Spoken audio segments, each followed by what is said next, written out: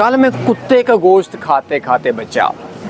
खुदा का करना ऐसा हुआ कि मैं सिंगापुर के अंदर आया हुआ था और मैंने देखा कि एक जगह के ऊपर प्यास लगी। तो मैं कोशिश ज़्यादातर तो करता हूँ, आप लोगों ने भी जब भी किसी नॉन मुस्लिम कंट्री में जाना है तो इस चीज़ का ख्याल रखना है कि मैं एक होटल के ऊपर गया तो उस जगह के ऊपर मैंने जूस का पता किया और साथ पता किया ये इस्लामिक फ़ूड है, हलाल है या हराम है। तो उन्होंने बोला हलाल है, तो बहरहाल उस जगह के ऊपर मुझे नहीं मिल सका वो जूस। तो मैं दूसरी शॉप पे गया तो मैंने उससे पूछा कि ये हलाल है हराम है, तो उसको समझ नहीं हो सका, यस दिस इज़ हलाल।